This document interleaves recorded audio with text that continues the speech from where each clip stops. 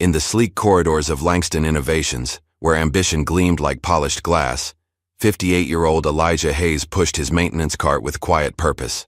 20 years ago, he'd been at the cutting edge of AI engineering. Now he fixed leaky faucets while CEO Clayton Riker barely acknowledged his existence. Executives discussed their failing prototype vehicle in hushed tones, unaware the janitor overhearing them had once pioneered the very technology they struggled to perfect. When Clayton's expensive car failed dramatically in the company parking lot, his mocking challenge, "Fix this and the car's yours," was meant to humiliate.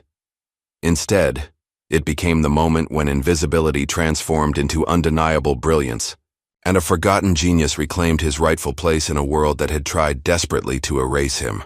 Just before we get back to it, I'd love to know where you're watching from today, and if you're enjoying these stories, make sure you're subscribed.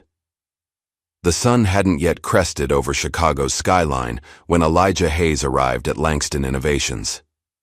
At 58, his steps were measured but purposeful, his gray-peppered beard neatly trimmed against his dark skin. The security guard, Bill, nodded with genuine warmth. "Morning, Elijah. Another early start?" "Only way to get things done right," Elijah replied, his voice carrying the gentle weight of years. The gleaming 40-story building housed some of the brightest minds in technology, but few arrived before 8. Elijah liked these quiet hours. They reminded him of a different time. He changed into his Navy maintenance uniform in the small locker room, hanging his worn tweed jacket carefully. The name patch on his chest read simply, Elijah.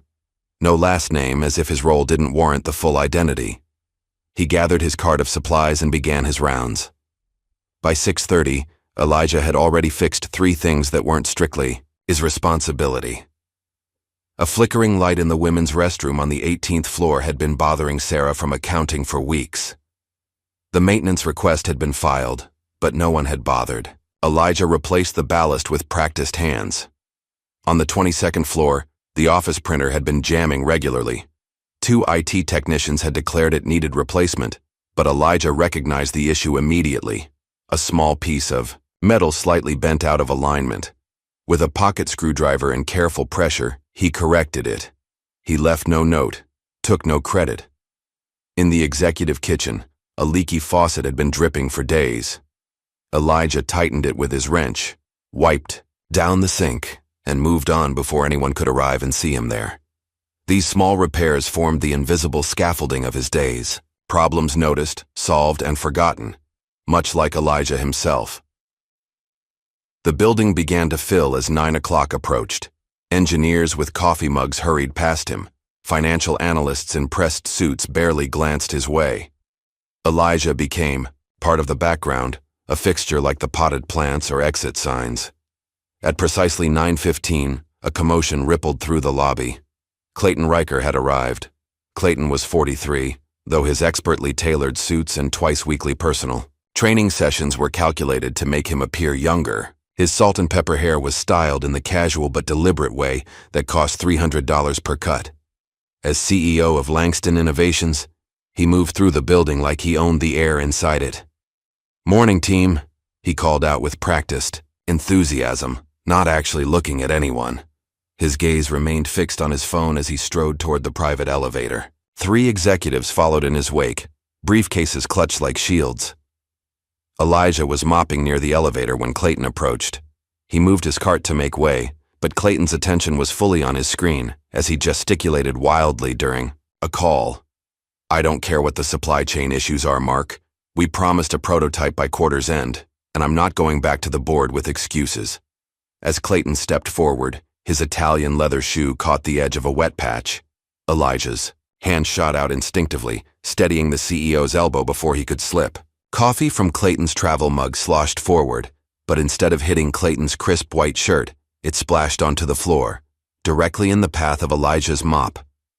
Clayton ended his call and finally glanced at Elijah, recognition flickering briefly in his eyes before being replaced with impatience. "Watch where you're cleaning," he muttered, straightening his jacket. "Just doing my job, sir," Elijah replied quietly. Clayton scoffed. "Yeah, know your lane." The elevator doors closed, leaving Elijah alone with the spilled coffee and the lingering sting of dismissal. Later that morning, Elijah paused outside meeting, room 12B. Inside, raised voices debated technical specifications. Normally, he would continue past, but a particular phrase caught his attention. "The diagnostic test failed again," came a frustrated voice. "The self-learning protocol keeps hitting. A recursive loop. We've got 3 weeks to get this vehicle functional," another voice replied. "Clayton's betting the company on this." Elijah lingered, his ear tuned to the technical jargon flowing from the room. He recognized the problems they were describing. Issues of algorithm architecture, not unlike puzzles he had once solved in another life. A young woman approached, startling him. Her ID badge identified her as Zoe Mitchell, engineering intern. Her dark hair was pulled back in a practical ponytail, and curious eyes studied him behind round glasses. "Excuse me," she said, and Elijah quickly moved his cart.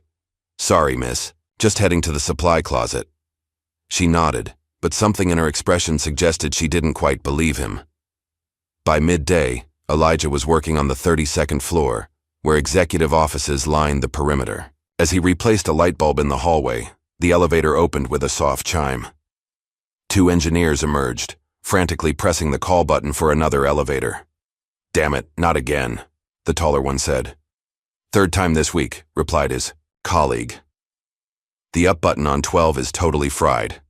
Elijah watched as they departed in frustration. Once they'd gone, he rode down to the 12th floor. Sure enough, the up button had been pried open, wires exposed. Someone had attempted a fix and made it worse. With practiced movements, Elijah opened his tool pouch and extracted a small soldering kit. 5 minutes later, the button was working perfectly. As he packed away his tools, the elevator arrived with a soft ping. Zoe stepped out, surprise registering on her face. "Did you just fix that?" she asked. Elijah shrugged. "Simple wiring issue. The maintenance team said it needed a part that wouldn't arrive until next week. 2 engineers tried this morning and couldn't figure it out. Sometimes things just need a gentle touch," Elijah said, already wheeling his cart away. "Thank you," Zoe called after him, her voice carrying genuine appreciation. That evening, after most employees had departed, Elijah remained. This was his favorite time, when the fluorescent glare softened into the dim glow of security lighting, when he could move through the building without becoming invisible.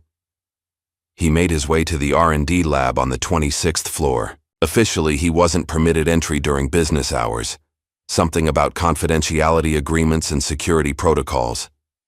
But the night guard, Thomas, had long ago stopped questioning Elijah's after-hours presence. "Just need to check the HVAC vents," Elijah would say, and Thomas would nod. Inside the lab, Elijah moved with reverence among the half-assembled prototypes and blinking monitors. He straightened tools left carelessly on workbenches, tidied diagrams scattered across desks.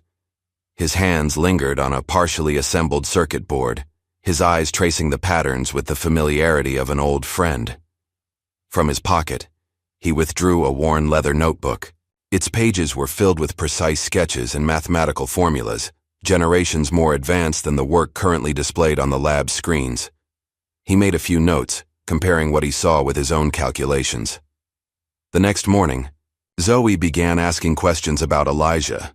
She approached Dana in HR first, the janitor who fixed the elevator. "What's his story?" Dana barely looked up from her computer. "Elijah? Been here about 5 years, I think. Keeps to himself. Why?" "Just curious. He fixed something in seconds that had everyone else stumped." Dana shrugged. "He's reliable. That's about all I know." Zoe tried the security team next, catching Bill during his coffee break. "Elijah? Good man," Bill said. "Always on time, never causes trouble. Makes the best cornbread you've ever tasted. Brings it in every Christmas. Does anyone know anything about his background? Before Langston?" Bill thought for a moment. "Don't think he talks about that much. Just the janitor, you know. Does his job, goes home." But Zoe couldn't shake the feeling that there was more to Elijah Hayes than met the eye. Friday morning arrived, with unexpected drama. Clayton Riker's custom prototype vehicle, a sleek silver machine that reportedly cost more than most employees' annual salaries, refused to start. It sat in the executive parking space, hood open, surrounded by a cluster of nervous engineers. Clayton paced beside it, his face flushed with anger. "Are you telling me that none of you can figure out what's wrong with a car that you designed?" "Sir, the diagnostic system is showing multiple errors," one engineer explained timidly. "We need to get it back to the lab to—" "It's garbage," Clayton erupted, kicking the front tire. 3 years of development, and it can't even start reliably. Elijah was sweeping the sidewalk nearby, watching the scene unfold with quiet interest. The car was Langston's prototype self-learning electric vehicle, the company's most ambitious project to date. The same one being discussed in the meeting he'd overheard. Clayton noticed Elijah's gaze, and a cruel smile twisted his lips. "Hey, genius," he called out, his voice dripping with mockery. "You think you can do better than my engineers? Fix this, and the car's yours." Laughter rippled through the gathered crowd. Someone snickered. "Right, like the janitor's gonna solve it." Elijah stood still for a moment, his broom clutched in weathered hands. Then, with deliberate calm, he propped it against a planter and approached the vehicle. The engineers parted uncertainly. Clayton folded his arms, his expression smug. Elijah leaned over the exposed engine compartment, his eyes scanning the complex array of components. His fingers traced wiring paths with the confidence of intimate knowledge. He tapped twice on a junction box, adjusted 2 wires that had been improperly secured, and stepped back. "Try it now," he said quietly. Clayton rolled his eyes but pressed the ignition button on the key fob. The car hummed to life immediately, its display lighting up with a healthy green glow. Silence fell over the parking lot. Every face registered shock, none more so than Clayton's, whose laughter had died in his throat. For several seconds, no one moved. The gentle hum of the electric engine was the only sound in the stunned silence of the parking lot. Clayton's face cycled through expressions: surprise, confusion, embarrassment, and finally, forced dismissal. "Lucky guess," he muttered, quickly closing the hood. "Must have been a loose connection or something simple." The engineers exchanged glances, knowing it had been anything but simple. The diagnostic system had shown multiple critical errors, problems that should have required hours of troubleshooting. Elijah simply nodded and returned to his broom. "Just needed the right touch," he said, resuming his sweeping as if nothing extraordinary had happened. But something had shifted. As the crowd dispersed, several engineers looked back at Elijah with new curiosity. Zoe, who had witnessed the entire incident from the building entrance, had her phone discreetly pointed toward the scene. By lunchtime, whispers had spread throughout Langston Innovations. In the cafeteria, groups huddled together, glancing occasionally at Elijah as he quietly cleaned tables in the corner. "Did you hear what happened in the parking lot? No way the janitor just magically fixed the prototype." Clayton looked like he'd seen a ghost. 2 days later, the video appeared on TikTok. Zoe had shared it in a private chat with friends, but someone had posted it publicly. The caption read, "Janitor fixes CEO's $3 million prototype like it's a toaster." Within hours, it had been viewed 50,000 times. By the end of the day, it had crossed to LinkedIn, where tech professionals shared it with comments like, "Hidden talent is everywhere," and "This is why you respect all your employees." On Monday morning, Elijah arrived to find the atmosphere at Langston noticeably different. People who had never acknowledged him before nodded hello. A few engineers smiled nervously as he passed. In the elevator, a software developer actually introduced herself. "I'm Amanda," she said, extending her hand. "That was pretty impressive what you did with the prototype." Elijah shook her hand with a small smile. "Just a simple fix." "Simple? We've had 3 engineers working on that issue for weeks." Before Elijah could respond, the elevator stopped at the 18th floor. As Amanda exited, she turned back. "Where did you learn to do that kind of work?" The doors closed before he needed to answer. At 11 o'clock, Elijah received a text message from Dana in HR. "Need to see you in my office ASAP." When he arrived, Dana wasn't alone. James Porter, the company's head of security, sat beside her desk with a stern expression. Please sit down, Elijah, Dana said, her tone professionally neutral. James pushed a document across the desk. We need to discuss an incident from last Thursday evening. Security footage shows you entering the R&D lab after hours. Elijah glanced at the paper, a formal warning notice. The R&D areas are restricted access, James continued. Your clearance only covers common areas and offices. I was checking the ventilation system, Elijah said quietly. That's facilities management's job, not janitorial, Dana replied. Your contract specifically outlines your permitted areas. R&D isn't one of them. Elijah looked between them, then signed the warning without protest. As he stood to leave, he said simply, "Understood." But the look in his eyes carried a quiet defiance that neither Dana nor James could miss. Meanwhile, Zoe had become increasingly intrigued by the mystery of Elijah Hayes. Her initial curiosity had blossomed into a full investigation. Between classes at Northwestern University, where she was completing her master's in electrical engineering, she searched online archives and academic databases. At first, she found nothing. No social media presence, no professional profiles. Then she tried academic journals, searching for engineering publications. And there it was, a paper from 1992 titled Adaptive Learning Algorithms in Automotive Navigation Systems by Elijah J. Hayes, MIT. Further searches revealed more publications, patents, and conference presentations, all from the late 1980s through the late 1990s. Then, abruptly, nothing. Elijah Hayes had simply vanished from the academic and professional world around 2002. A newspaper article from 2001 provided a clue. Whistleblower claims AI safety concerns ignored at Tech Dynamics. The article mentioned an engineer who had raised alarms about flawed AI systems being rushed to market. The engineer wasn't named, but the timeline matched Elijah's disappearance from professional circles. That afternoon, Zoe found Elijah cleaning windows in the lobby. She approached cautiously, aware that her discoveries might be unwelcome. "Mr. Hayes," she began, "can I talk to you for a minute? Privately?" Elijah paused, studying her face. "Something wrong with the elevators again?" "No, it's about, MIT and Tech Dynamics." His expression hardened slightly, but he nodded toward a quiet corner of the lobby. Once they were away from passing ears, Zoe spoke softly. "You were a mechanical engineer. You taught at MIT. You published papers on adaptive learning systems 20 years before anyone else was thinking about them." Elijah remained silent, his eyes focused on the window cleaner in his hand. "What happened?" Zoe pressed. "Why are you here, cleaning floors, when you could be leading the R&D department?" Elijah finished with a sad smile. "Life takes turns, Ms. Mitchell." "Zoe, please," Elijah sighed, seeming to make a decision. "My younger brother Marcus worked at Tech Dynamics. He was testing a new AI guidance system, something I had expressed concerns about. The safeguards weren't adequate." He paused, the pain still evident. "After all these years, there was an accident. Marcus didn't make it. I went public with my concerns about the technology, showed how corners had been cut to meet deadlines.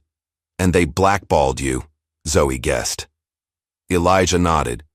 20 years ago, loyalty to companies mattered more than safety. I couldn't get hired anywhere in the industry. Eventually, I stopped trying, started taking whatever jobs I could find. But why here, at a tech company? A faint smile crossed his face. "I still love the work, even if I'm just watching from the sidelines." Their conversation was interrupted by a commotion near the reception desk. Clayton Riker was storming through the lobby, his face like thunder. Behind him, 2 IT staff members hurried to keep pace. "I want that video gone," Clayton was saying. "Every copy, every share, every trace of it. Is that clear?" He stopped short when he spotted Elijah and Zoe. His eyes narrowed. "You," he pointed at Elijah. "My office, now." 15 minutes later, Elijah stood before Clayton's vast desk on the 40th floor. The office offered panoramic views of Chicago, but Clayton's attention was firmly on the janitor before him. "That video has been viewed over 1 million times," Clayton said, his voice tight with controlled fury. "The board has been calling me all weekend." Elijah remained silent. "They want to know why a janitor can fix problems that our engineering team can't solve. They're questioning my leadership, my talent management." Clayton leaned forward. "So tell me, Hayes, who the hell are you really?" "Just a man doing his job, sir." Clayton's laugh was sharp and humorless. "No, I looked into your background after that stunt with the car. You're not just anything." He stood, circling the desk to stand uncomfortably close to Elijah. "Here's what's going to happen. You're going to fix one more problem for me. A real one. There's a core algorithm in our self-learning vehicle that's been stalling development for months. Fix it and I'll triple your pay." The sneer in Clayton's voice made clear he believed Elijah would fail, that the car had been a fluke, a lucky guess that couldn't be repeated.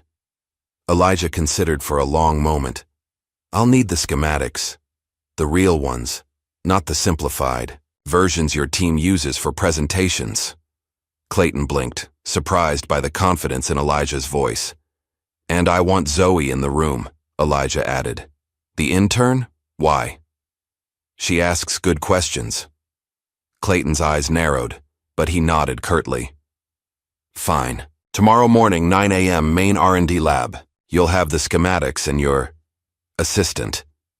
His tone suggested he was humoring a delusional request. "But when you fail, you go back to mopping floors and stay there. No more viral videos, no more playing engineer." Elijah nodded once. "Understood." As he turned to leave, Clayton called after him. "One more thing, Hayes. The board is watching this now. Don't embarrass me again." Back in the maintenance closet that served as his break room, Elijah sat alone, his worn notebook open before him. The pages contained designs and algorithms far beyond what was currently in Langston's prototype, ideas he'd developed years ago, but never had the chance to implement. Tomorrow would be his first time back in a proper engineering environment in almost 2 decades. The thought filled him with both anticipation and dread. His phone buzzed with a text from Zoe. "Just heard about tomorrow, what's the plan?" Elijah smiled slightly as he typed his reply. "Time to remember who I was." That evening, after the building had emptied, Elijah stood in the parking garage looking at the silver prototype vehicle that had changed everything. His reflection was distorted in its gleaming surface. A man caught between worlds, between identities. For 20 years, he had been invisible. Tomorrow, for better or worse, people would see him again. As Elijah turned to leave, his phone buzzed with a notification. The viral video had just hit 5 million views. Morning light filtered through the glass walls of Langston Innovations R&D lab as Elijah Hayes entered for the first time during working hours. Unlike his nighttime visits, the space now hummed with activity. Engineers hunched over workstations, screens displaying complex simulations, and the low murmur of technical discussions. As Elijah stepped through the doorway, conversations faltered. Heads turned. The Navy maintenance uniform he still wore stood in stark contrast to the casual business attire and lab coats around him. Zoe waited near the main conference table, her smile encouraging despite the tension in the room. She'd arrived early to prepare, setting up a dedicated workstation for their use. "Morning, Mr. Hayes," she said, loudly enough for others to hear the respect in her voice. "Just Elijah is fine," he replied quietly. A tall engineer with graying temples approached, hand extended. "Dr. Hayes? I'm Wilson Gardner. I read your paper on predictive algorithmic patterns back in grad school. It changed my entire approach to programming." Before Elijah could respond, Clayton strode in, flanked by 2 executives. His expression made clear he hadn't expected this reception. "Let's get started," Clayton announced sharply. "I don't have all day for this experiment." Wilson retreated, but not before giving Elijah a nod of respect. On the conference table lay several tablets and a stack of printed schematics. Clayton gestured impatiently. "The algorithm in question relates to our vehicle's self-learning capabilities, specifically the decision-making protocols during unexpected road conditions." His tone carried the implication that these concepts would be beyond Elijah's understanding. Elijah picked up the top schematic, his eyes scanning the diagrams with practiced efficiency. 25 years might have passed since he'd worked in a proper lab, but the language of engineering remained fluent to him. "You've got a recursion problem," he said after several minutes of silence. Clayton snorted. "Yes, we're aware. That's what you're supposedly here to fix." Elijah spread out 3 schematics side by side. "It's not just recursion. Your system is creating data loops that feed back into the decision matrix without proper filtering. At high speeds, this would cause the vehicle to—" He paused, looking up at Clayton. "To lose control, possibly catastrophically." A murmur rippled through the gathered engineers. One of them, a younger man with a Stanford sweatshirt, whispered loudly to his colleague, "That's exactly what I've been saying for months." Clayton's face flushed. "We know the theoretical risks. What we need is a solution, not more problem identification." Elijah nodded calmly. "May I?" he asked Zoe, gesturing to the computer workstation. For the next hour, Elijah worked methodically, explaining his process to Zoe as his fingers moved across the keyboard with surprising dexterity for a man who supposedly spent his days pushing a mop. "See here?" he said, pointing to a section of code. "They've overcomplicated the safety protocols. Sometimes the simplest approach is best. A small delay in the feedback loop creates time for proper data validation." Zoe absorbed every word, occasionally asking questions that revealed her own sharp intellect. "So instead of trying to process everything simultaneously, you're creating a priority hierarchy?" "Exactly." Elijah smiled, a flash of the professor he once was breaking through. "In critical systems, you don't need to solve every problem at once. You need to solve the right problems in the right order." The younger engineers began to drift closer, drawn by the clear, practical wisdom in Elijah's explanations. Even those who had initially looked skeptical were now taking notes. Clayton noticed the growing audience and frowned.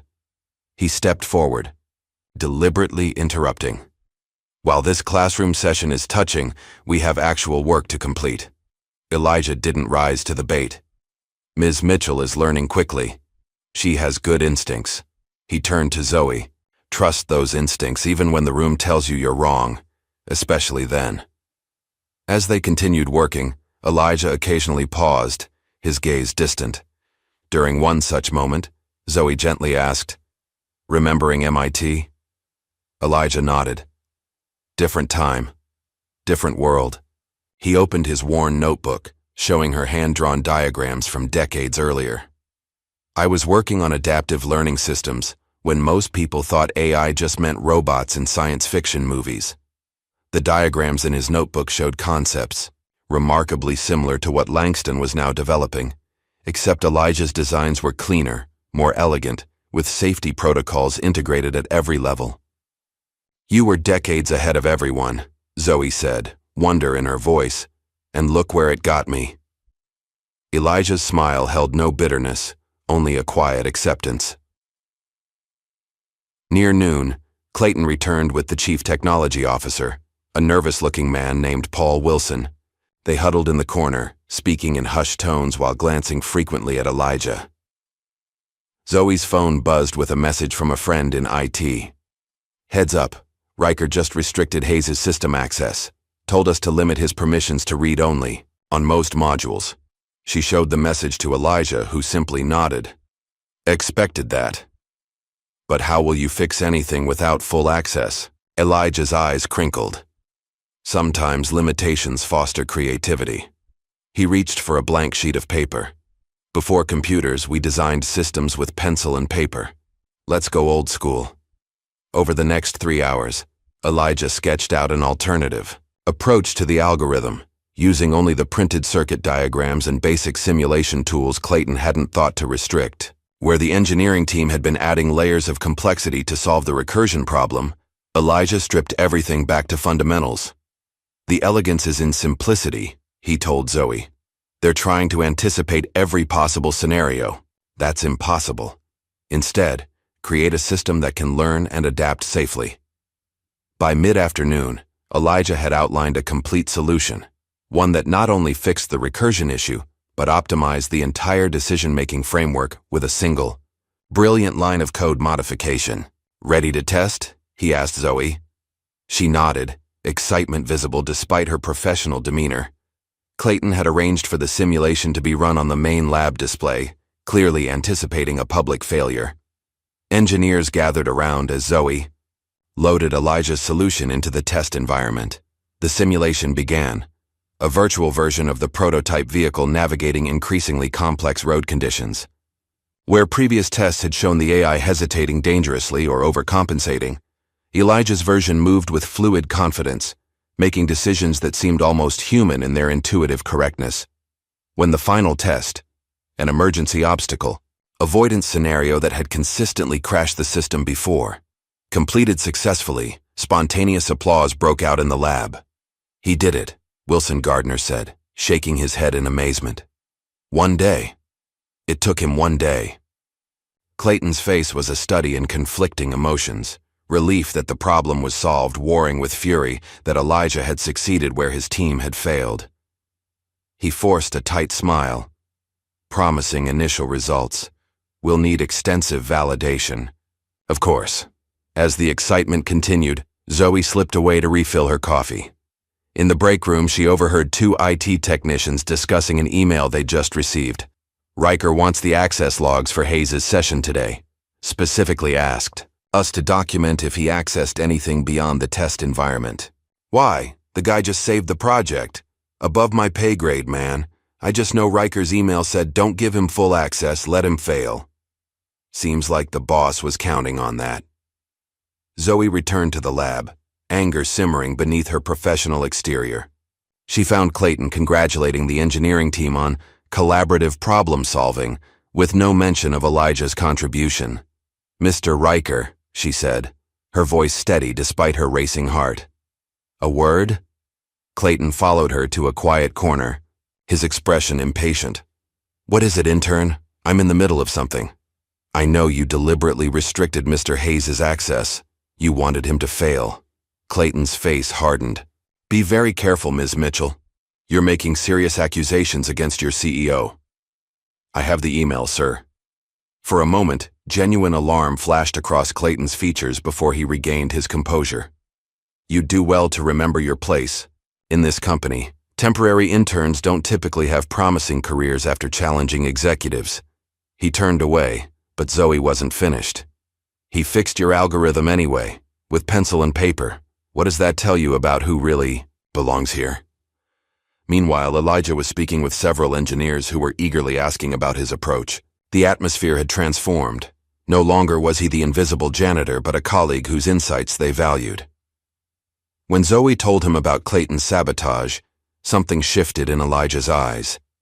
The patient acceptance gave way to a quiet dignity, tinged with disappointment. "I think I'm done here," he said softly. "What? But you solved it. Everyone can see what you're capable of now." Elijah shook his head. "They don't want me here, Zoe. Not really." He gathered his notebook and the few personal items he'd brought. "I was never really back, was I?" Before Zoe could respond, Elijah walked toward the exit. Engineers tried to stop him to ask questions, to understand what was happening, but he moved past them with polite determination. As he stepped into the elevator, Wilson Gardner called out, "Dr. Hayes, where are you going?" Elijah offered a small smile. "Just Elijah is fine, and I'm going home." The doors closed, leaving the R&D lab in confused silence. That evening, the Langston Innovations Board of Directors held an emergency meeting. The success of Elijah's solution had rippled upward, along with troubling reports about Clayton's behavior. By morning, a formal apology had been drafted, along with an offer for Elijah to join the engineering team in an official capacity. But when security went to deliver the letter to Elijah's locker, they found it empty. His uniform hung neatly, his ID badge placed carefully on the shelf. Elijah Hayes had disappeared again. 3 days passed with no sign of Elijah. His small apartment in South Chicago remained empty, mail accumulating in the box. At Langston Innovations, his absence created a void larger than anyone would have expected for a maintenance worker. Zoe Mitchell, however, wasn't accepting Elijah's disappearance. She'd spent 2 days gathering documentation, access logs, email, threads, simulation results. building a comprehensive record of both Elijah's contribution and Clayton's attempted sabotage. On Wednesday morning, she made a decision that would change everything. Using her access to the development environment, Zoe created a public demonstration version of the vehicle's navigation system, a simplified but functional replica of what Elijah had fixed. At exactly noon, when the company cafeteria was at its busiest, she launched a live stream from her personal account. "My name is Zoe Mitchell, engineering intern at Langston Innovations," she began, her voice steady despite her racing heart. "3 days ago, a man named Elijah Hayes solved a critical algorithm problem that our engineering team had struggled with for months. I'm going to show you his solution in action." For the next 15 minutes, Zoe methodically demonstrated the before and after of Elijah's fix, explaining in accessible terms why his approach was revolutionary. She never directly accused Clayton of sabotage, but the evidence she presented spoke volumes. "This man wasn't an executive or even an engineer at Langston," she concluded. "He was our janitor.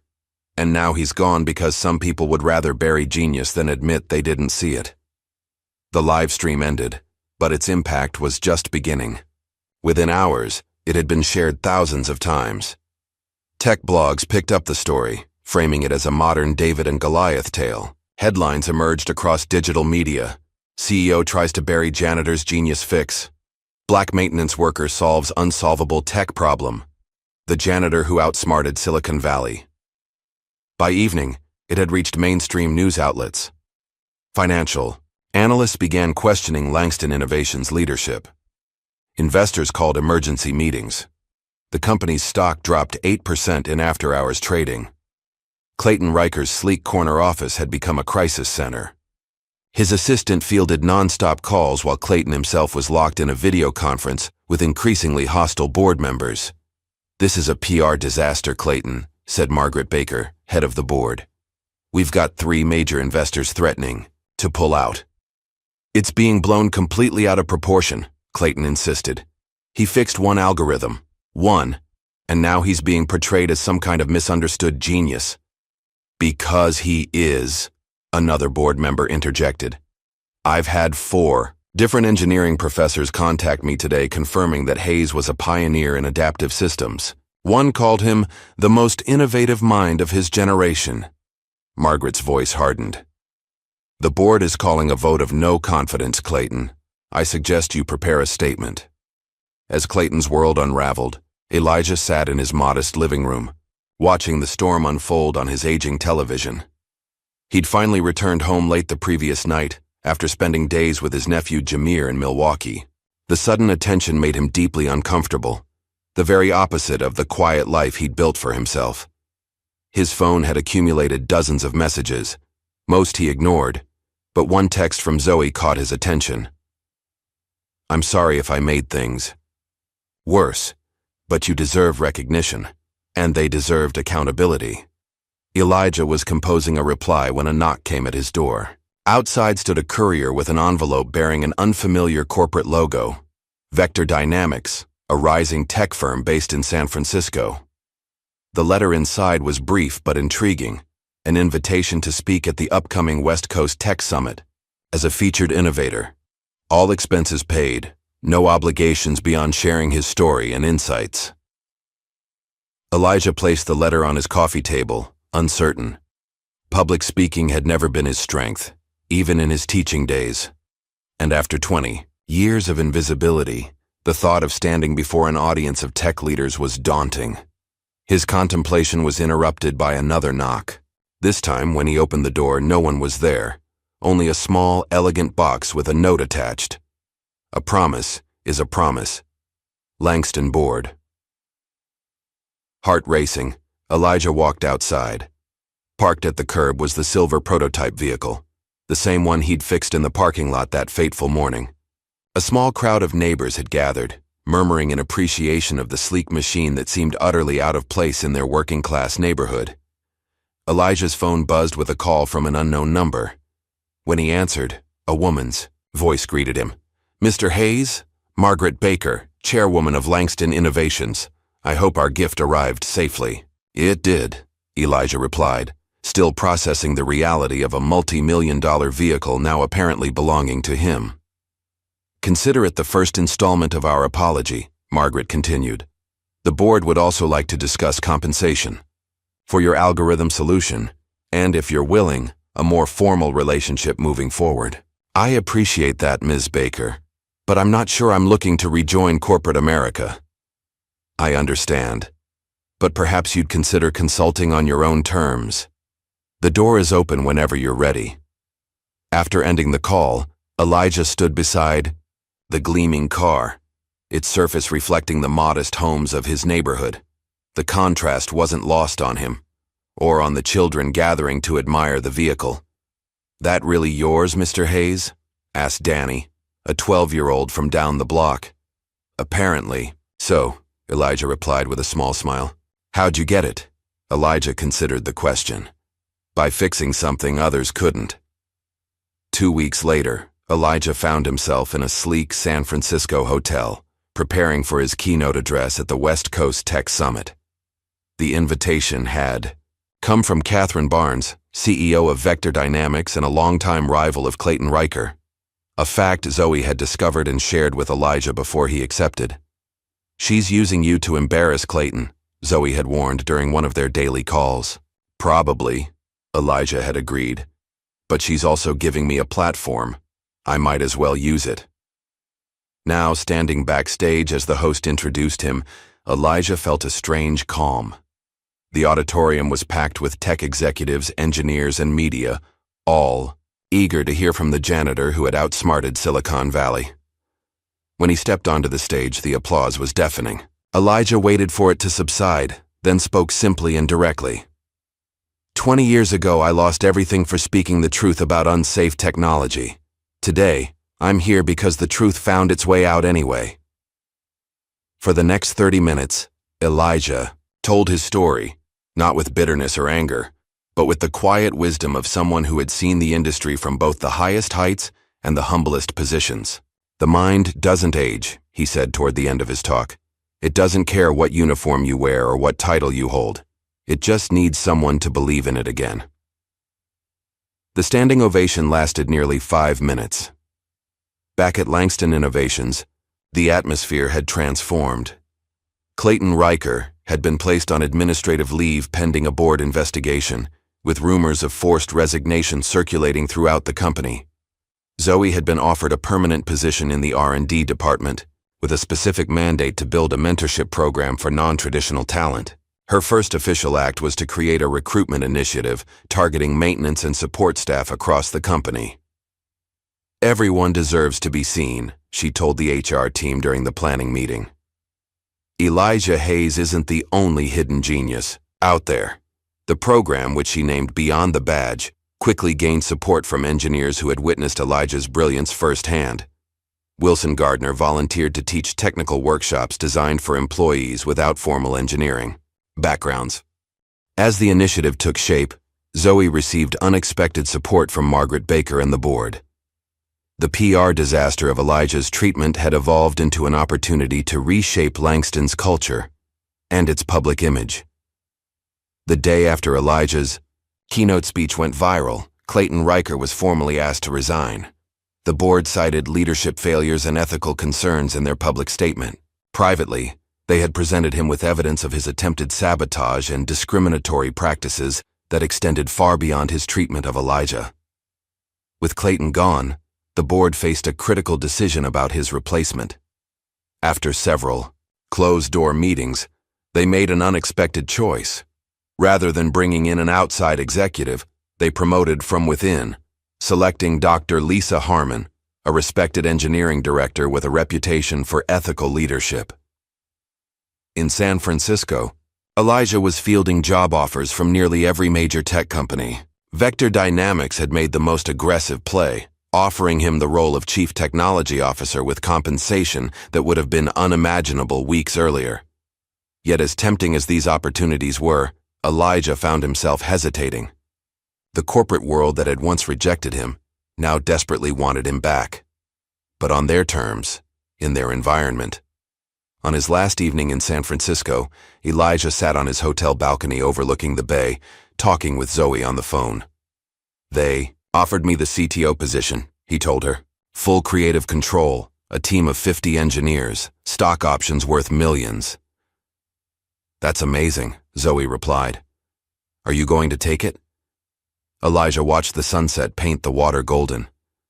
I've done the 100-hour weeks, the corporate politics, the endless meetings. I'm not sure I want to go back to that life. So what do you want? The question hung in the air as Elijah considered his answer. I want to build things at my own pace, things that matter. Langston offered me a permanent R&D position, Zoe said after a moment. They're also asking if you'd consider coming back as a consultant. No title, no politics, just working on problems that interest you.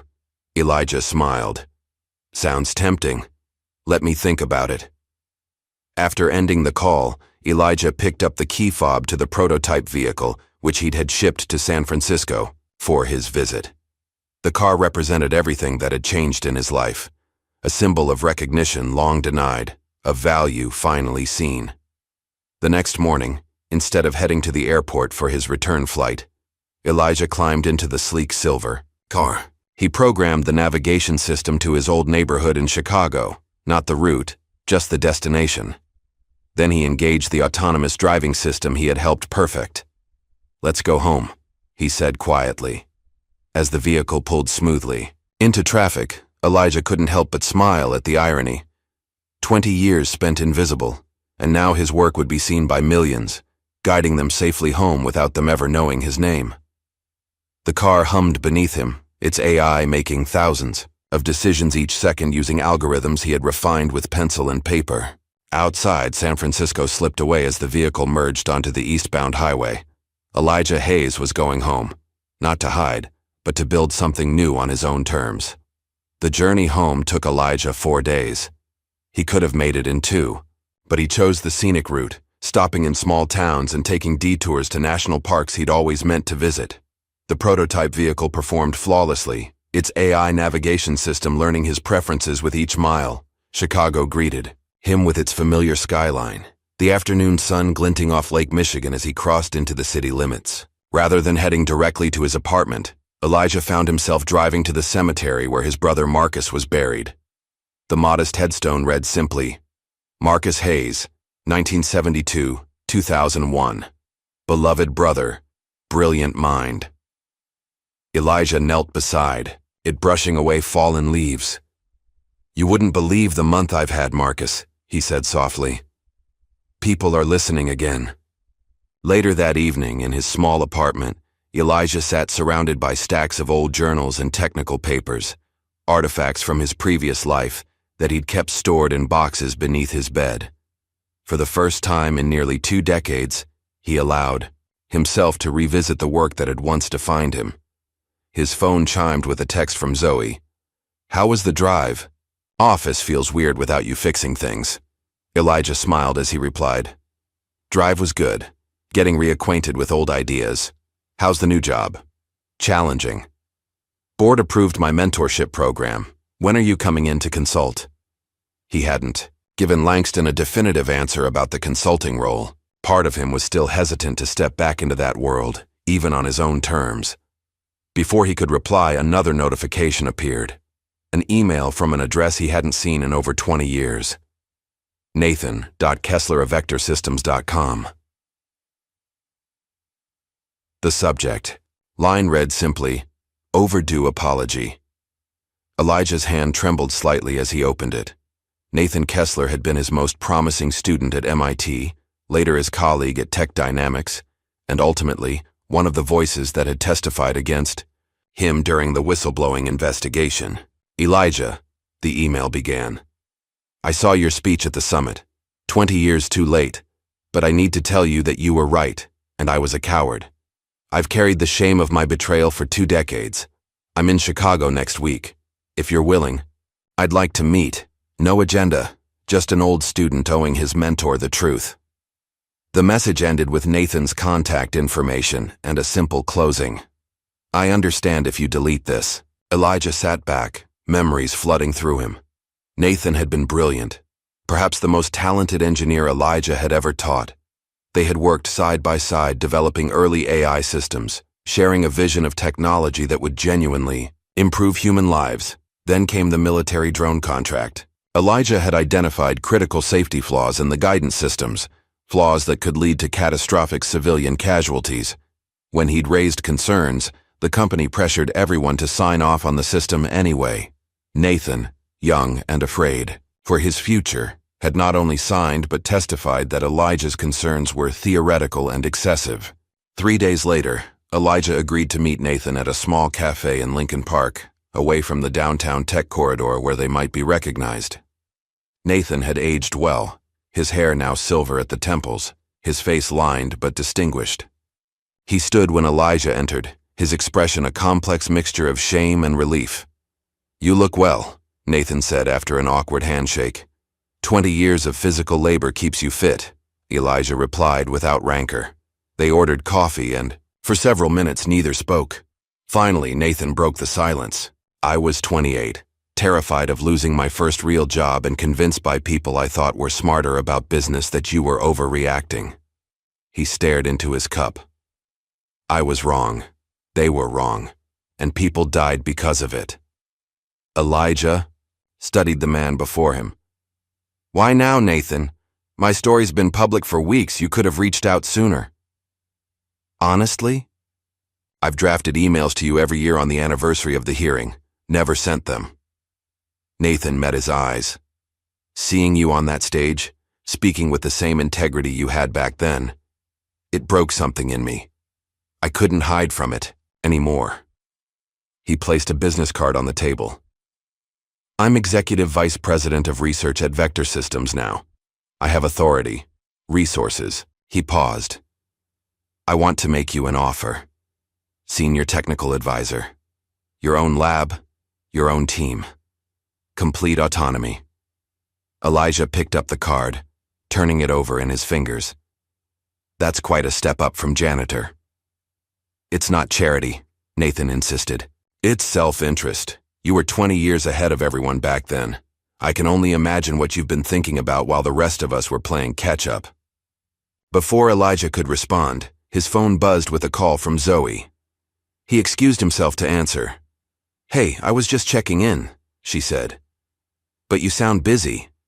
"Having coffee with Nathan Kessler," Elijah replied quietly. A pause. "From Vector Systems? Elijah, be careful.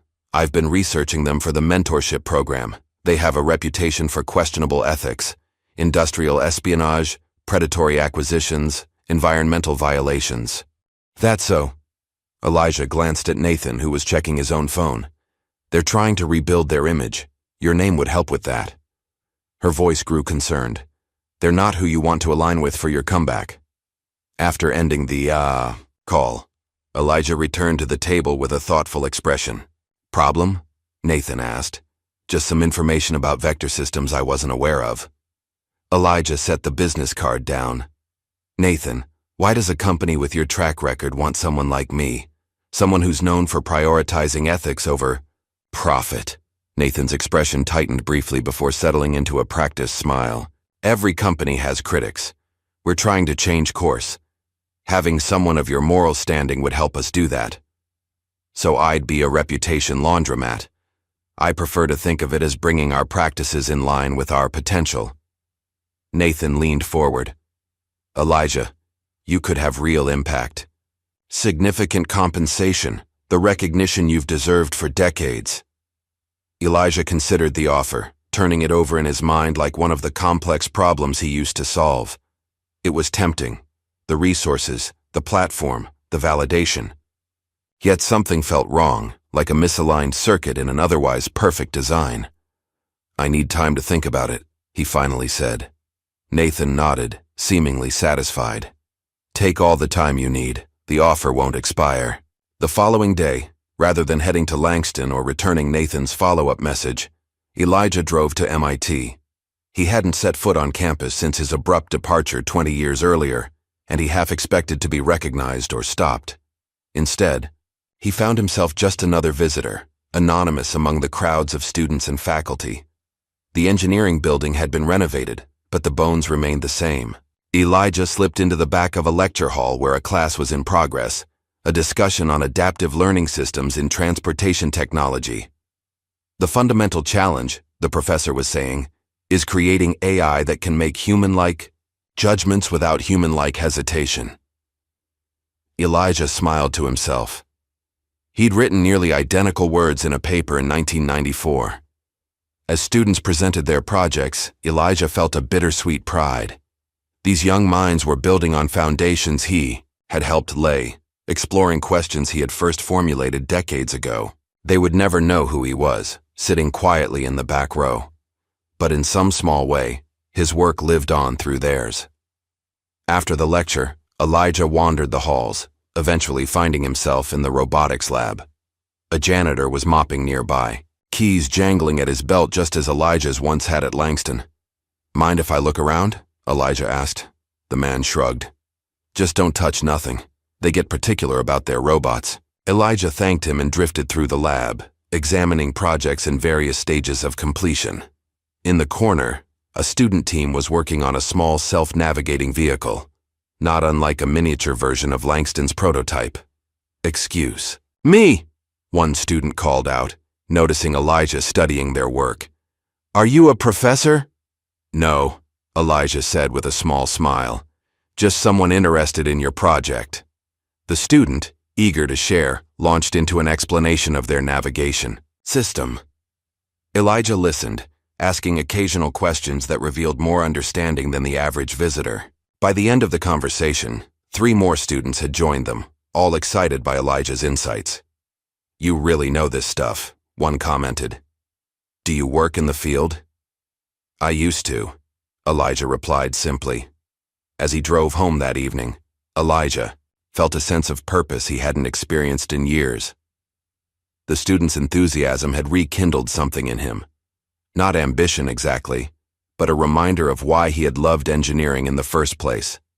The pure joy of solving problems that mattered. His next stop was Milwaukee, where his nephew Janitor was finishing his senior year of high school.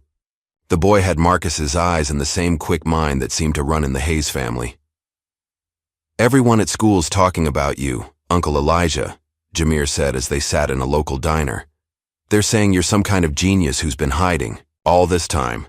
Elijah shook his head, embarrassed. "Just a man who knew how to fix something. The engineering forums are full of people analyzing your code. They talk about you like you're a ghost or something."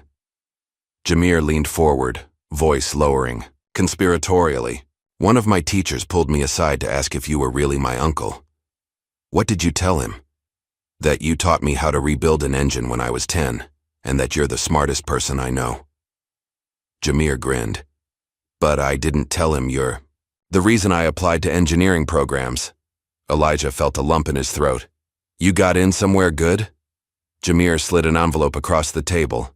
Inside was an acceptance letter from MIT, the same program where Elijah had once taught.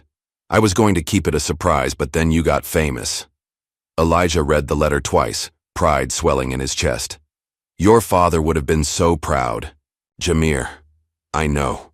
The young man's eyes grew serious. "That's why I need to ask you something.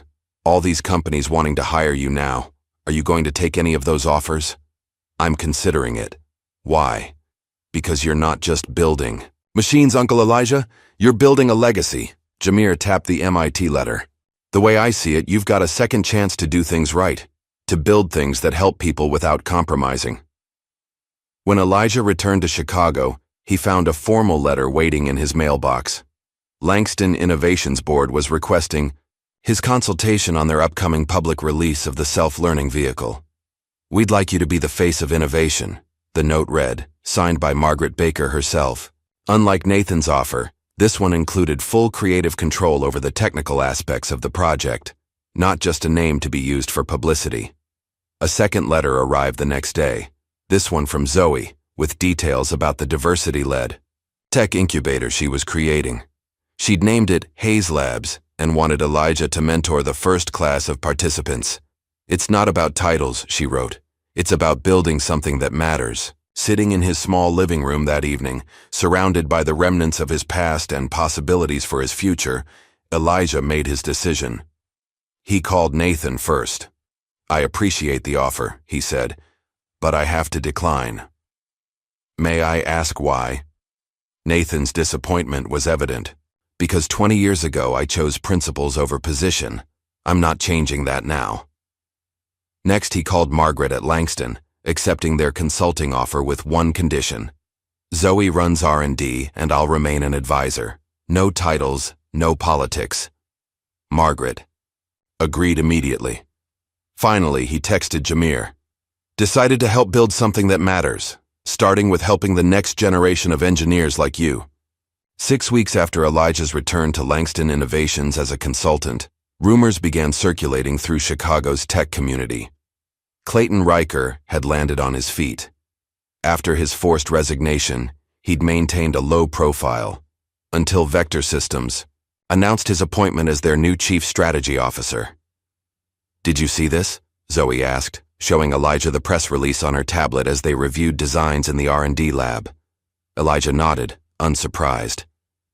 Nathan always did know how to capitalize on opportunities. "There's more." Zoe scrolled down. "They've hired 6 former Langston engineers in the past month, all from our AI vehicle team." Elijah frowned. The pattern was too deliberate to be coincidence. "They're building a competing program with our people who have knowledge of our systems." Before they could discuss further, Wilson Gardner rushed in, his normally calm demeanor visibly shaken. "We've had a breach," he announced. "Someone accessed the secure server containing the core algorithm designs. IT is still assessing the damage, but it looks targeted. Only files related to the self-learning vehicle were accessed." Elijah's expression darkened. "When?" "Last night between 2 and 4 a.m. The access originated from inside the building." Zoe and Elijah exchanged glances. "Who was here at that hour?" she asked. "Security logs show a maintenance team doing standard HVAC work. They had proper clearance." Wilson ran a hand through his hair. "But something doesn't add up. The server access used high-level authentication protocols." Elijah opened his laptop, fingers moving rapidly across the keyboard. "Let me see the intrusion pattern." Wilson sent him the logs, and Elijah studied them intently, his face growing increasingly troubled. "This code signature," he said finally. "I recognize it." "From where?" Zoe leaned over his shoulder. "It's based on a security bypass protocol I developed at MIT, never published. Just a theoretical exercise. Only 2 other people ever saw it." Elijah looked up. One was my brother, the other was Nathan Kessler. The implications hung in the air. Nathan, now at Vector Systems with Clayton, had either executed or authorized the breach using Elijah's own methods. "We need to confront him," Zoe said. Later that afternoon, Elijah and Zoe sat in the lobby of Vector Systems' Chicago office, waiting for Nathan to return from a meeting. When he finally appeared, his surprise at seeing them quickly gave way to practiced corporate cordiality. "Elijah, Ms. Mitchell, this is unexpected." He gestured toward the elevator. "My office?" Once in Nathan's sleek corner office, pleasantries were quickly abandoned. Elijah laid a printout of the intrusion code on the desk. "Recognize this?" Nathan glanced at it, his expression carefully neutral. "Should I?" "It's a modified version of the security bypass I showed you at MIT in 1998. The one I specifically said should never be implemented because it left no trace of the original access point." "That was a long time ago, Elijah. Not too long for you to remember it well enough to use it against Langston." Elijah's voice remained calm, but his eyes held a cold intensity. "You accessed our servers last night." Nathan's smile faded. "That's a serious accusation without proof." "The code is the proof," Zoe interjected. "It's like a fingerprint. Circumstantial at best. Programmers borrow ideas all the time." Nathan leaned back in his chair. "Besides, what would we want with Langston's outdated algorithms? Our technology is generations ahead. Is that why you hired Clayton Riker and 6 of our engineers?" Elijah asked. Something flashed in Nathan's eyes, annoyance at being challenged perhaps, or frustration at being caught. "Corporate mobility is the nature of our industry. Surely you understand that. Elijah stood, gathering the printout. You haven't learned anything in 20 years, Nathan. Still taking shortcuts, still hiding behind corporate doublespeak. And you're still naive about how business works, Nathan shot back, his composure finally cracking. Some of us live in the real world, where ideals don't pay the bills. They do when they're built into something people can trust, Elijah replied, moving toward the door. Remember that when your copied algorithms fail because you didn't understand the underlying principles. As they left Vector Systems, Zoe glanced at Elijah. That felt good. But what now? They have our code. They have a copy of what they think is important, Elijah corrected, but they missed something crucial. Back at Langston, Elijah called an emergency meeting with the engineering team. We have 3 weeks until the public announcement of our vehicle. We need to implement a safety enhancement I've been working on, one that wasn't in the server files. For the next 2 weeks, Langston's R&D department operated in a state of controlled urgency. Elijah's enhancement wasn't just a security patch, it was a fundamental improvement to the vehicle's learning capabilities, one that made the stolen algorithm look primitive by comparison. Meanwhile, online forums began filling with skepticism about Elijah's contributions. Anonymous accounts questioned whether he truly authored the breakthrough algorithm, suggesting he had simply taken credit for work done by Langston's team. It's a coordinated campaign, Zoe said, showing Elijah the pattern of negative posts. And look at this. She pulled up financial records she'd obtained through a friend in accounting. Clayton still owns Langston stock through a shell company. He benefits if our valuation drops before the launch. The smear campaign intensified as the launch date approached. Tech blogs that had celebrated Elijah's story now ran headlines questioning his credentials. Clayton gave interviews hinting at the real story behind Langston's algorithm breakthrough. 3 days before the scheduled press conference, Langston held a full rehearsal. Elijah, who would be introducing the technology alongside Zoe, and the new CEO, Lisa Harmon, seemed unusually quiet. "Everything okay?" Zoe asked during a break. "Just thinking about what to say," Elijah replied. "They're trying to make this about me, but it's always been about the work." The morning of the press conference arrived with unexpected drama. Vector Systems had issued a press release announcing their own self-driving technology, scheduling a demonstration for the following week, clearly trying to steal Langston's thunder. The auditorium was packed with journalists, industry analysts, and investors. Camera crews lined the back wall. Social media representatives sat poised with their devices, ready to broadcast highlights. Lisa Harmon opened the event with corporate formalities, then introduced Zoe to explain the technical specifications. Finally, she turned to Elijah. And now, the man whose brilliant work made this breakthrough possible, Elijah Hayes. As Elijah approached the podium, a hush fell over the room. For a moment, he simply looked out at the sea of expectant faces, the red lights of recording devices, the glow of screens. Then, setting aside his prepared remarks, he spoke from the heart. 20 years ago, I lost everything for speaking truth about technology that wasn't ready. Technology that valued speed over safety. I became invisible because I refused to compromise. His voice gained strength. I spent those years watching, learning, fixing things others overlooked. Not because it was my job, but because that's who I am. The room was utterly silent. Today isn't about vindicating me. It's about remembering why we build these things in the first place. To serve humanity, not just shareholders. It's about the dignity of work, whether it's done in a corner office or while pushing a broom. He gestured toward the prototype vehicle displayed on stage. And it's about recognizing that brilliant minds exist everywhere, often in the places we're trained not to look. The applause began slowly, then swelled to fill the auditorium. Journalists were on their feet. Even cynical industry veterans found themselves moved by the unscripted sincerity of Elijah's words.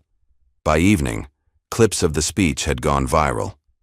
Silent Brilliance and Elijah Hayes trended worldwide. The narrative had shifted from questioning his credentials to celebrating his journey.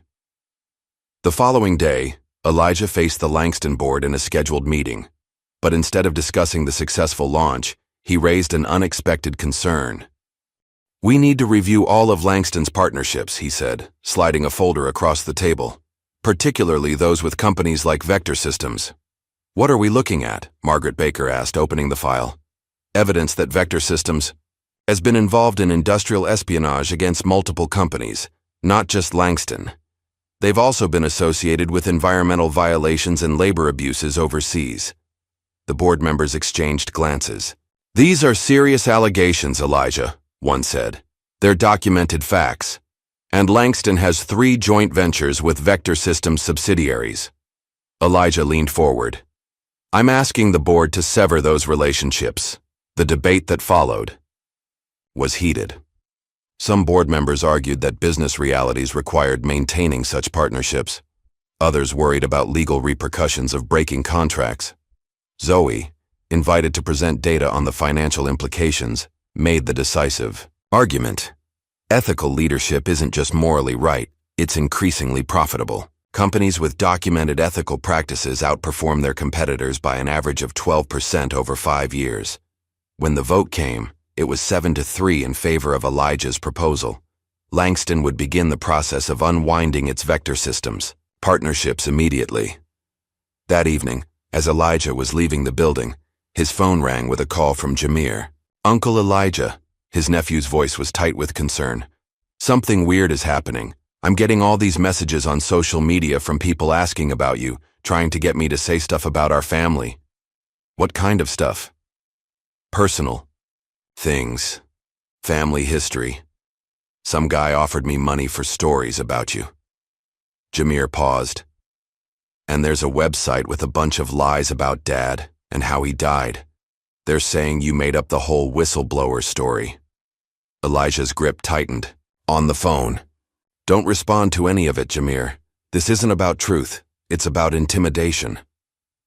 After ensuring Jamir was safe, Elijah called Zoe and explained the situation. "They're targeting my family now.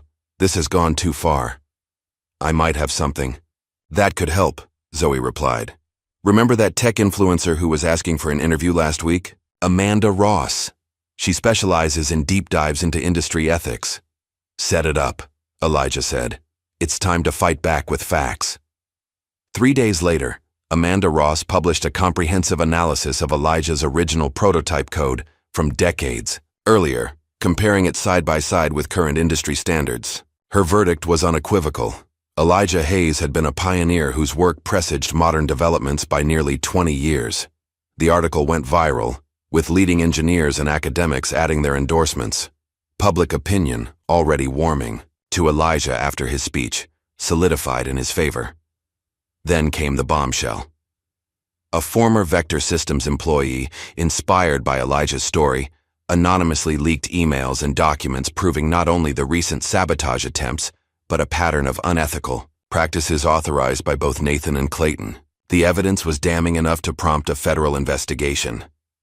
Within days, Vector Systems stock plummeted. Clayton and Nathan were placed on administrative leave pending the investigation. The company's planned technology demonstration was indefinitely postponed. At Langston, the mood was one of vindication but not celebration. Elijah insisted that the company take the high road, issuing a simple statement. "We build not just with code, but with conscience. That's the only sustainable path forward." When reporters pressed him for a more triumphant response, Elijah shook his head. "The work speaks. That's all I ever wanted." Morning sunlight glinted off a procession of vehicles winding through the Nevada desert. At the head of the line, Langston Innovations' prototype self-learning car navigated the rough terrain, with a fluid grace that made it seem almost alive. In the passenger seat, Elijah Hayes watched the navigation system respond to unexpected obstacles with the kind of intuitive precision that had been his life's work. "Nervous?" asked Zoe from the back seat, leaning forward to study the vehicle's dashboard display. "Not about the car," Elijah replied with a small smile. "About all of this." He gestured toward the media convoy following behind them, cameras capturing every moment of the journey. The government-sponsored autonomous vehicle challenge had drawn competitors from around the world, tech giants and startups alike, all vying to demonstrate the future of transportation. After Langston's successful product launch 2 months earlier, the board had insisted on entering their vehicle in the competition. "It's not just about winning," Lisa Harmon, Langston's new CEO, had explained. "It's about showing the world what ethical innovation looks like." Now, as they approached the starting line of the final testing course, Elijah felt a responsibility that went beyond the competition.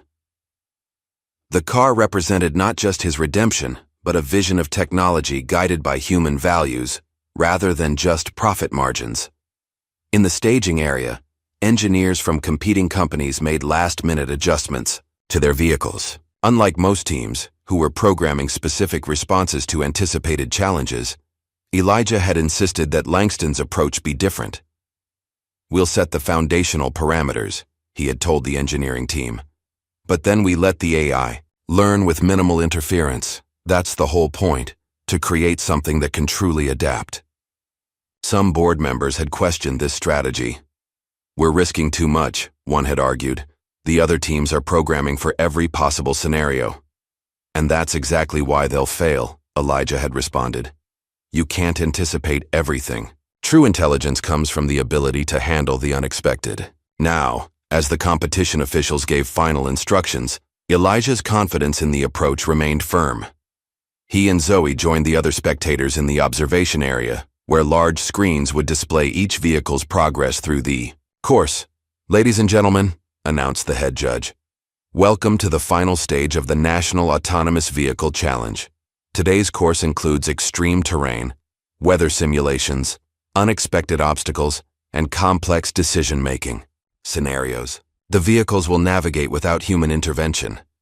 One by one, the competing cars departed at 5-minute intervals. The first 2 entries performed well on the initial terrain challenges, but faltered when faced with a simulated flash flood. The third, from a Silicon Valley giant, made it further but stalled completely when confronted with an ethical decision scenario, choosing between hitting road debris or swerving into a safety barrier. When Langston's turn came, a hush fell over the crowd. The sleek silver vehicle started smoothly, its sensors continuously gathering and processing data about its environment. The first challenges, steep inclines, loose gravel, sharp turns, were navigated with fluid precision. As the car entered the weather simulation zone, heavy artificial rain reduced visibility to near zero. Where other vehicles had slowed to a crawl or stopped entirely, Langston's car adjusted its speed appropriately, but maintained its course. "It's reading the road texture through the water," Zoe explained to the journalists clustered nearby. "The AI is prioritizing different sensory inputs based on conditions." On the screens, they watched as their vehicle approached the ethical decision scenario that had stumped the previous competitor. Road debris appeared suddenly, with a safety barrier on one side and a steep drop on the other. Elijah held his breath. Rather than choosing between 2 bad options, the car did something unexpected. It reduced speed instantly and maneuvered between the debris in a way none of the programmers had specifically encoded. "It created a third option," Elijah whispered, a proud smile spreading across his face. As the vehicle continued through increasingly difficult challenges, Elijah's mind drifted back to the early days of his career. Images flashed through his memory. A much younger Elijah working late in an MIT lab, his brother Marcus watching with fascination as early prototypes lurched across test floors, the two of them dreaming of machines that could think. His reverie was interrupted by gasps from the crowd. On screen, another competitor's vehicle had malfunctioned on a narrow bridge section, blocking the path and sending warning signals. According to competition rules, this would require human intervention and disqualification for the stalled vehicle. But, before the safety team could respond, Langston's car approached the scene. It stopped at a safe distance, assessed the situation, and then, to everyone's amazement, edged carefully forward and nudged the stalled vehicle to the side of the bridge, clearing the path. Did it just help the other car? Someone in the Hardy crowd asked incredulously. Elijah nodded, his expression a mixture of surprise and vindication. We programmed basic assistance protocols, but the AI decided on its own that helping was the optimal solution. The unexpected act of cooperation between machines became the defining moment of the competition. By the time Langston's vehicle crossed the finish line, completing all challenges successfully, social media was already buzzing with clips of what journalists were calling the empathy protocol. The final standings were announced that afternoon under the Nevada sun. Langston Innovations had won by a significant margin, but the headlines weren't about victory. Instead, news outlets focused on how the vehicle had demonstrated something beyond mere navigation skills. AI vehicle shows. Empathy, the future of ethical technology. Langston's self-learning car assist competitor in unprecedented move. Hayes' model demonstrates machine cooperation rather than just competition. During the award ceremony, a government representative approached Elijah with an unexpected proposal. The Department of Transportation is forming a council to develop ethical standards for autonomous technologies, she explained. We'd like you to be part of it. Elijah hesitated. I'm not much for bureaucracy or committees. We don't need another bureaucrat, Mr. Hayes. We need someone who understands that technology should serve humanity, not the other way around. She handed him her card. Think about it. This isn't about regulations. It's about shaping the future.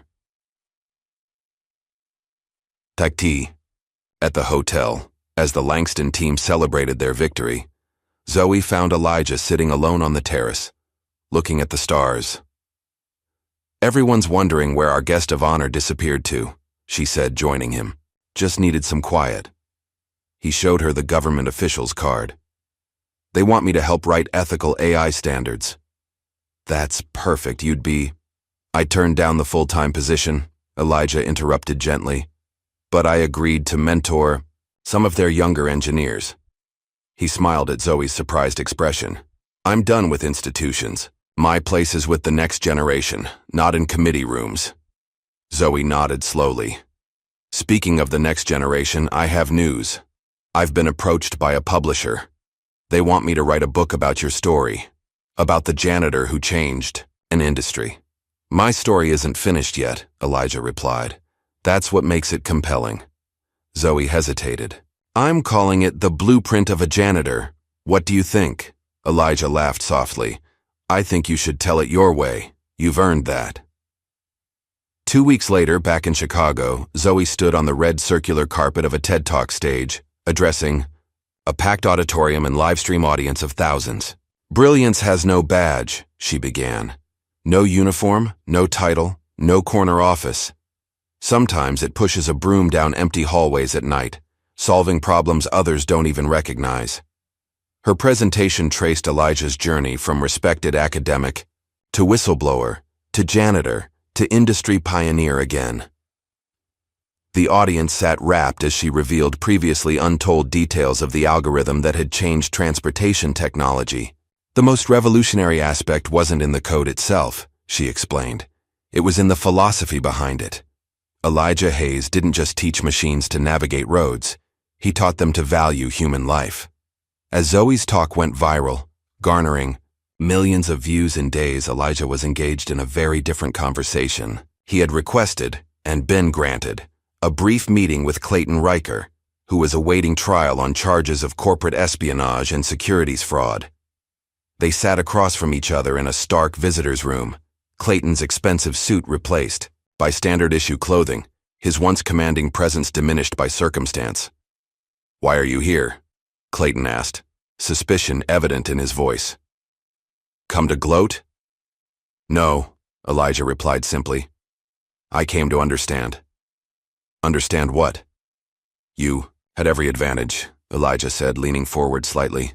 "Education, wealth, position, power, and you wasted it all trying to be more important than useful." Clayton's face flushed with anger.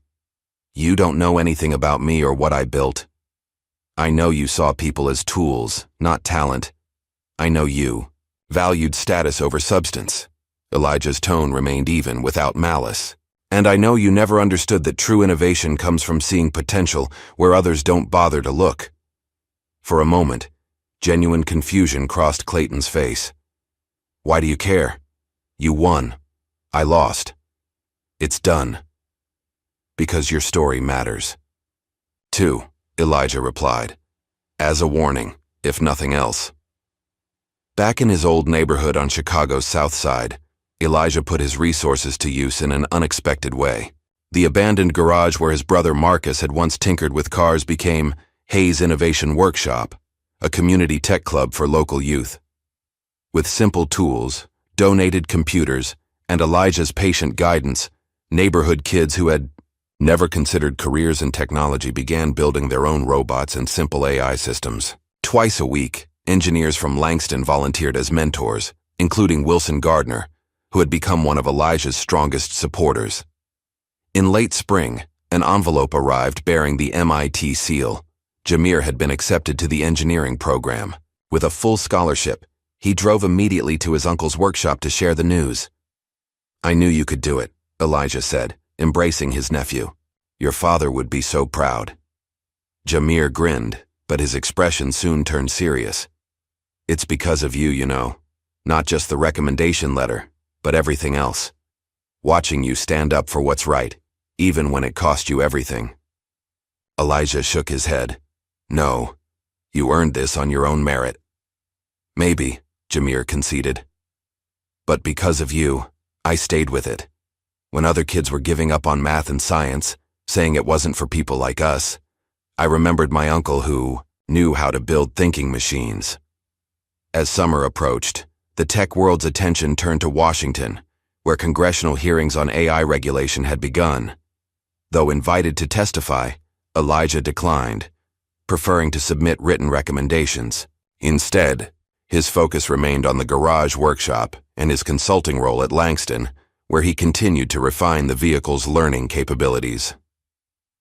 The Hayes model, as it had been officially named, was scheduled for limited production in the fall. The IDICE, first commercially available truly self-learning vehicle, certified under the new federal guidelines that Elijah had helped shape. On a warm July evening, music and laughter filled the street outside Elijah's modest home. The neighborhood had organized a block party, officially to celebrate summer, but everyone knew it was really about Elijah. No cameras were present, no media, no corporate representatives, just neighbors, friends, and the kids from the workshop. Folding. Tables lined the sidewalks, laden with homemade dishes. Mr. Washington from the corner house played saxophone with a small jazz combo. Children darted between adults, their faces sticky with ice cream and joy. Elijah moved through the crowd, accepting congratulations and deflecting praise with his characteristic humility. These were the people who had seen him leave for work, each morning in his maintenance uniform, who had nodded hello when he swept their children's school auditorium during evening events, who had never treated him as invisible, even when the corporate world did. The silver prototype vehicle, now officially his, was parked at the curb, polished to a mirror shine. Throughout the evening, he gave rides to neighborhood children, explaining in simple terms how the car thought and learned. As the sun began to set, Elijah slipped away from the festivities and sat alone in the vehicle. He ran his hand along the dashboard, appreciating the craftsmanship and the journey it represented. To his surprise, the audio system activated on its own, and the opening notes of John Coltrane's A Love Supreme filled the car, his favorite jazz composition, one he often hummed while working. A note on the display read, "A small addition. Thank you for everything." Zoe, Elijah smiled, touched by the thoughtful gesture. She had programmed the car to recognize and play his preferred music without being asked, a small human touch in a technological marvel. Later that evening, as the party wound down, Zoe found him sitting on his front porch steps. "Quite a celebration," she said, joining him. "More than I deserve. Less than you deserve," she corrected gently. "But exactly what you needed." They sat in comfortable silence. For a moment, watching as neighbors packed up folding chairs and children chased fireflies in the gathering dusk. "I'm leaving Langston," Zoe said finally. Elijah turned to her, surprised. "The R&D position. Was incredible experience, she finished. But I'm starting something new. A consulting firm focused on ethical technology design. We've already got 3 clients lined up, including the Department of Transportation. Sounds like you don't need my mentorship anymore, Elijah said with a proud smile. Zoe shook her head. That's not how it works. You just didn't need permission to shine. She paused. That's what I learned from you, Elijah. Not the coding or the engineering, though that was valuable too, but the courage to stand in your truth without apology. The following Saturday, Elijah hosted a special workshop session. 20 children from the neighborhood gathered in the renovated garage, eyes wide with excitement as he unveiled a set of new robotics kits. Today we're going to build machines that can make decisions, he explained. But first we need to talk about what makes a good decision. A boy in the back row raised his hand. My dad says I need to be an accountant. Says there's no money in this robot stuff. Elijah studied the child thoughtfully. What's your name? Marcus, the boy replied. Like your brother in the pictures. Well, Marcus, let me ask you something. What do you love to build? The boy thought for a moment. Stuff that moves, that does things on its own. Then that's what you should learn about, Elijah said simply. I was a janitor's son, so was my brother. Remember that. The workshop proceeded, with children breaking into groups to assemble simple robots programmed to navigate obstacle courses. Elijah moved between tables, offering guidance where needed but mostly encouraging the students to solve problems themselves.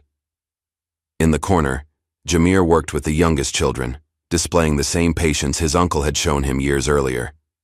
It's not about being perfect, Elijah overheard him saying to a frustrated girl. It's about figuring out what doesn't work, so you can find what does. Later that month, Langston Innovations held a formal ceremony to rename their R&D building. Despite his reluctance to be the center of attention, Elijah agreed to attend, on one condition. I'll come if you'll commit to opening the facility to public school students on weekends, he told Lisa Harmon. Free access, real equipment, real mentorship. Lisa agreed without hesitation, and on a bright Thursday morning, the Elijah Hayes Innovation Center was officially dedicated. The ceremony was brief, with Elijah making only a short statement of thanks before turning attention to the educational initiative that would allow students from across Chicago to access cutting-edge technology. The following day, before dawn, Elijah returned to the center. With a borrowed broom, he swept the sidewalk outside the building bearing his name, not because he had to, but because he wanted to. The rhythmic motion brought a familiar peace, a connection to the years when his work had gone unseen but had still mattered to him. As he swept, he noticed a young security guard watching him curiously from the doorway. Morning, Elijah said with a nod. Mr. Hayes, what are you doing? We have maintenance staff for that. Elijah smiled. Just finding my peace, old habits. The guard looked confused but nodded respectfully before returning inside. As the rising sun painted the sky in shades of gold and pink, Elijah paused in his sweeping. For a brief moment, his mind flashed back decades to a young Elijah and his brother Marcus, surrounded by tools and parts, working on an old junk car in their father's garage. The memory was so vivid, he could almost hear Marcus's laughter, feel the weight of the wrench in his hand, smell the motor oil. Then he was back in the present, watching as the same car, now transformed into the autonomous Hayes model, navigated smoothly through early morning traffic, a testament to dreams that had taken a lifetime to realize. That afternoon, Elijah visited Marcus's grave one more time. He placed a small model of the Hayes vehicle beside the headstone. We did it, brother, he said softly. Not the way we planned, not when we hoped, but we did it. In the weeks that followed, Elijah settled into a rhythm that balanced his consulting work at Langston with his community workshop. He declined most interview requests and speaking engagements, preferring to let his work speak for itself. But when a documentary filmmaker asked to feature the neighborhood workshop in a series about unconventional education, Elijah agreed, on the condition that the focus remain on the students rather than himself. During filming, the director asked Elijah to summarize his journey, After a thoughtful pause, he replied, "They gave me a broom. I built a machine. They gave me silence. I made it sing." The filmmaker used this quote to close the documentary, superimposed over images of Elijah working alongside neighborhood children, their faces alight with discovery and possibility. The final scene showed Elijah in the prototype vehicle, now permanently his, driving through his old neighborhood. He waved to children who recognized him not as a celebrity or a genius or even an engineer, but simply as Mr. Hayes, the man who believed they could build amazing things. As the screen faded to black, a simple message appeared, inspired by millions of unseen minds who build without applause. How many brilliant minds do we pass by every day, invisible simply because we've decided what genius looks like? Like and subscribe for more stories that will change how you see the world around you.